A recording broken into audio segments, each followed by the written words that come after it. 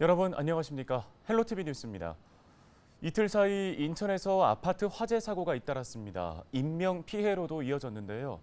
화재로 전기 공급이 끊기면서 이틀간 불편을 겪은 주민들도 있었습니다. 이세진 기자가 우리 지역 사건 사고 소식 정리했습니다. 인천 계양구의 한 아파트 단지에 전기 공급이 끊긴 건 22일 낮 2시쯤. 아파트 전기실에서 불이 나면서 800여 세대의 정전과 단수가 있었습니다. 불은 40여 분 만에 꺼졌지만 정전은 다음 날까지 계속됐습니다. 밤부터 내린 비가 좀처럼 멈추지 않아 복구 작업이 더뎌진 탓입니다. 이틀간 전기 공급이 이뤄지지 않으면서 주민들은 큰 불편을 겪었습니다. 무더위 속에 밤을 지새운 주민들은 날이 새고도 집안에 머물지 못하고 밖을 전전했습니다. 전기가 다 막 불나고 터졌다고 그러더라고.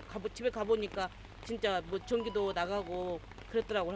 너무 더워서 나왔는데 아무도 안 되니까 너무 더워가지고 저 어른이 자더라도 너무 덥더라고요.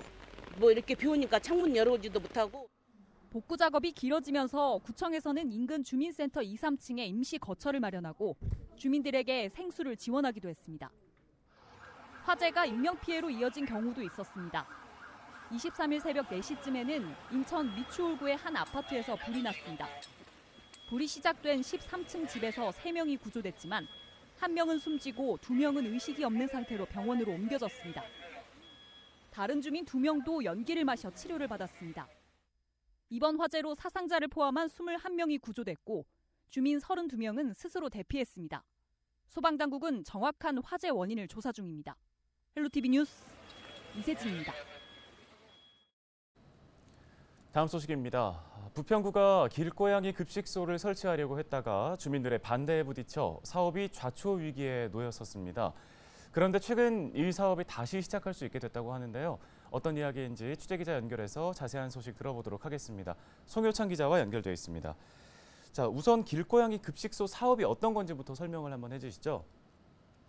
네, 급식소로 유인한 길고양이를 대상으로 TNR이라고 하죠. 중성화 수술을 진행해 무분별한 개체수 증가를 방지하고 사람과 동물이 공존하는 도심 생태문화 정착을 위한 사업입니다.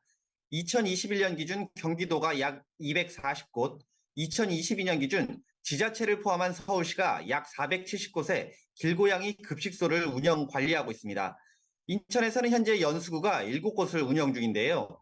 부평구도 이 사업을 추진하기로 하고 지난 4월 시범 사업을 진행할 예정이었습니다. 그런데 민원이 계속 늘자 5월 말로 미뤘고 결국 설치 사업을 보류했었는데요. 이후 주민들 의견 수렴 과정을 거친 끝에 운영하기로 결정했습니다. 네, 그러면 주민들은 왜 반대를 하는 건가요? 네, 이유는 간단합니다. 길고양이들이 발정기 때가 되면 울음으로 인한 소음은 물론 대소변으로 인한 위생 문제 등이 발생을 하는데요. 특히 길고양이는 먹이가 있는 곳에 모여드는 습성이 있는데 급식소가 생기면 오히려 이곳이 위생 문제와 악취 등으로 문제가 될 것으로 예상했기 때문입니다. 이에 부평구는 봉사자들이 수시로 있겠지만 구 자체적으로도 수시로 나가 급식소 위생 상태와 악취 등을 점검할 계획이라고 합니다. 네, 급식소를 통해서 이 고양이들 개체 수도 좀 조절을 할 수 있다고 했는데 어떤 방법으로 하는 건가요? 네, 길고양이는 일명 캣맘, 캣데디들이 길고양이가 다니는 곳에 먹이를 주면서 개체수가 증가하고 있습니다. 부평구는 길고양이 개체수를 파악하고 이를 관리하기 위해 급식소를 설치하려는 것인데요. 앞서 말씀드렸듯이 길고양이의 습성 중 하나가 먹이가 있는 곳으로 모여드는 것입니다. 이를 활용해 길고양이의 대략적인 숫자를 파악하고 중성화 수술을 통해 개체수를 관리하겠다는 것인데요. 실제로 길고양이 급식소 운영은 개체수 조절에 의미 있는 성과를 거두기도 했습니다. 서울시에서는 지난해 운영한 46곳의 급식소를 통해 길고양이 개체수가 7년 새 265마리에서 183마리로 줄어든 것으로 나타났는데요. 부평구 역시 급식소 운영을 통해 꾸준한 관리를 하게 되면 개체수 조절이 가능할 것으로 보고 있습니다. 네, 그러면 앞으로의 부평구의 계획도 좀 궁금해지는데요. 네, 부평구는 오는 9월부터 길고양이 급식소 시범관리 사업을 본격적으로 추진하기로 했습니다. 부평구는 지난달 6일부터 이달 17일까지 4차례에 걸쳐 길고양이 급식소 시범관리 사업에 대한 주민소통회의를 진행했는데요.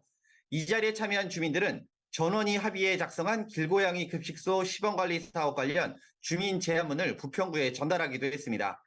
제안문에는 길고양이 급식소 관리자를 대상으로 사전 교육과 급식소 설치 이후 구체적인 현장 점검은 물론 평가를 통해 체계적인 길고양이 관리 방안 수행은 물론 급식소 관리자와 해당 업무 수행의 공공성을 확보할 수 있도록 지원하는 내용 등 5개의 제안이 담겼습니다. 부평구는 주민 제안을 반영해 길고양이 관리 방안을 수립할 계획입니다. 이제 다음 달부터 급식소가 운영되는데 주민과의 갈등 해소는 물론 길고양이 개체수 관리에 어떤 영향을 미칠 수 있을지는 조금 더 지켜봐야 할 것 같습니다. 네, 알겠습니다. 관련 소식은 여기까지 듣도록 하겠습니다. 보도국 송효창 기자였습니다. 다음 소식입니다. 지난 8월 7일 인천의 한 아파트 단지가 우선 주차제를 도입해 주차장 부족 문제에 해법을 제시하고 있다는 보도해드린 바 있습니다. 해당 보도가 나간 이후 이 아파트 단지에는 지역 안팎의 문의가 쇄도하고 있다고 하는데요. 저희 뉴스팀에도 문의가 잇따라 다시 한번 살펴보는 시간 준비했습니다. 오늘은 해당 아파트 단지 입주자 대표회장 연결해서 보도 이후의 이야기들을 직접 들어보도록 하겠습니다. 자, 회장님, 지난번에 아파트 우선 주차제 보도 이후에 다른 지역에서도 문의가 좀 잇따랐다고 하던데 어떤 상황이었습니까? 보도가 나간 다음에 보도가 괜찮았는지 연락이 많이 왔고요. 실제로 견학을 한 곳도 한 곳이 있었고, 우리 관리사무소로 연락이 온 곳이 꽤 많았어요.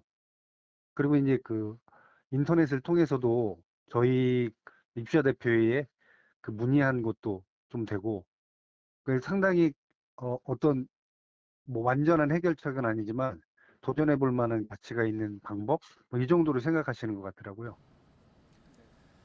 네, 세대별로 차량 한 대는 무조건 언제든 우선 주차를 할 수 있다는 게 핵심이었는데 좀 기사 내용들과 댓글들을 보면 찬성하는, 공감하는 그런 내용들이 많았지만 반대 여론도 있었다고 들었습니다. 어떤 얘기들이었나요?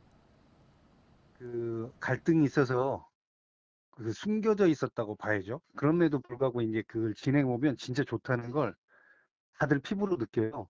엄청 좋다. 뭐 예를 들어서 12시 가까이에 우리 대리운전하고 왔는데 대리기사들이 깜짝깜짝 놀랬나? 이렇게 얘기하는 사람들이 뭐 수십 명일 정도로 굉장히 그런 게 자랑스러울 정도의 내용이 돼 있었는데 그럼에도 불구하고 이제 반발하는 사람들이 정말 워낙 강하게 반발했었거든요. 그러니까 이걸 갖다가 나오니까 이게 진짜로 좋은 거냐? 나는 나쁘다 아직도 뭐 이렇게 이제 주장하는 사람들이 한둘이 나왔는데 예전에 나쁘다고 얘기했던 사람들조차도 그렇게 얘기하는 거죠. 뭔 소리냐 지금 좋던데 나쁠 줄 알았더니 해보니까 좋더라. 난 이거 찬성한다. 이렇게 돌아선 사람들이 많았기 때문에 더 이상 그 사람들이 반발을 할 수 없는 상황. 이게 반발하던 때에 보면요. 실제로 찬성하는 사람들은 목소리를 낼 수가 없었고 하던 사람들이 정말 절대 다수라고 느낄 정도로 많이 얘기를 했거든요. 초창기에는.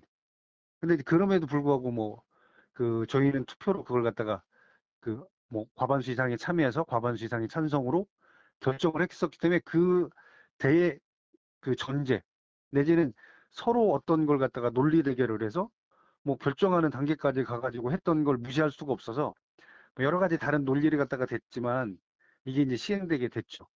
그러고 나서도 굉장히 빠르게 반대편에 섰던 사람들, 긴가민가해서 반대편에 선 사람들이 많거든요. 그리고 이제 실제로 초창기에는 경험이 없으니까 몇 가지 문제점이 있었던 것도 있었어요. 이걸 갖다가 이제 경험이 쌓이면서 계속 보완하면서 오니까 좋아졌던 건 굉장히 크게 느낄 수 있었던 거죠. 그래서 전국에서 12시에 와도 주차할 자리가 있는 아마도 유일한 곳일 것이다. 이렇게 얘기할 정도의 내용을 갖다가 입주자들 스스로가 이렇게 얘기할 정도가 됐으니까 이건 굉장히 이번 보도로 더 그게 이제 입증이 되는 거죠. 다른 곳도 좋다고 얘기하는데 여기 사는 사람들이 나쁘다고 생각을 안 하겠죠. 네, 초기에 문제점들을 좀 보완해 왔다고 하셨는데요. 어떤 부분들이 가장 어려웠던 부분일까요? 가장 힘들었던 게요. 개인에 대한 어떤 아파트를 대표하는 입주자 대표회장이나 동대표들에 대한 공격이 정말 가히 상상 초월인데 이걸 제가 경험해 본 바로요. 딱 한 달을 견디잖아요. 그러면 되게 평화로워져요. 왜냐면 시행해 보면 알거든요. 이게 되게 좋다는 걸. 그걸 경험을 하지 않아서 우려하는 예상, 이걸 갖다가 과도하게 증폭시키는 또 그걸 싫어하는 사람들의 논리 대결. 뭐 이런 과정이 한 달 정도 돼요. 그러고 나서는 시행되면 그게 잘못됐다고 얘기하던 게 다 해결이 되니까 더 이상 할 말이 없어지는 거죠. 그래서 정착됐어요, 사실. 네, 알겠습니다. 아무래도 아파트 단지들마다 이 주차장 부족 문제를 좀 고민하고 있기 때문에 많은 분들께 공감과 관심을 받는 것 같은데요. 말씀 여기까지 듣도록 하겠습니다. 아파트 우선 주차제 시행하고 있는 단지의 이태준 입주자 대표 회장과 함께 이야기 나눠봤습니다.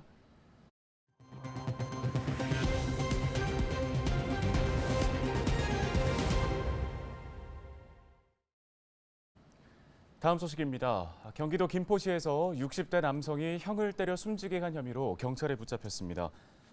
김포경찰서는 지난 21일 60대 남성 A씨를 특수폭행 치사 혐의로 입건해 조사하고 있습니다. 경찰 조사에서 A씨는 지난 20일 형과 술을 마시는 과정에서 다툼이 있었고 다음 날 형이 숨져 있었다는 취지로 진술했습니다.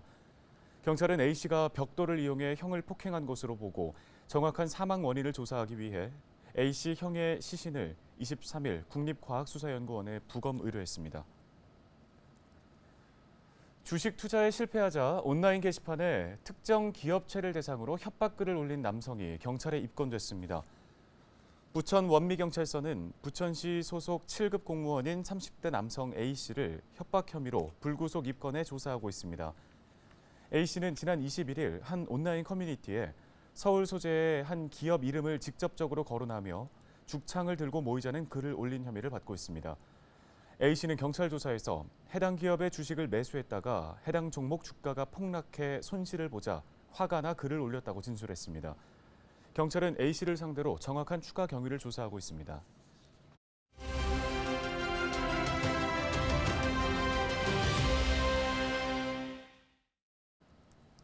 부천시의회가 최근 중대재해 예방 관리 조례를 마련했습니다.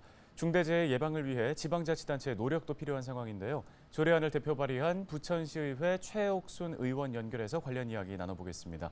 자, 먼저 해당 조례안을 마련하게 된 이유부터 한번 듣겠습니다. 네, 21년에 중대재해 처벌 등에 관한 법률이 제정되었습니다. 50인 미만 사업장에 대한 3년 유예기간 종료와 본격적인 시행을 앞두고 있습니다. 이러한 가운데 사후적인 처벌을 시행하는 법령만 있는 것을 지방자치단체 차원에서 사전 예방하여 중대재해 발생을 방지하고 컨설팅을 지원하여 체계 구축을 하는 것이 목적입니다. 네, 조례 내용은 어떻게 됩니까? 네, 조례의 주요 내용은 시장이 중대재해 예방에 필요한 시책을 수립, 추진하고 이에 수반되는 노력을 기울여야 하는 것을 포함합니다. 현재 시 차원의 실체조사와 전문가들이 포함된 민관협력기구 구성과 중점관리 대상 지정을 통한 내실 있는 관리와 취약한 사업주를 대상으로 하는 컨설팅 지원 등이 중점 사항입니다.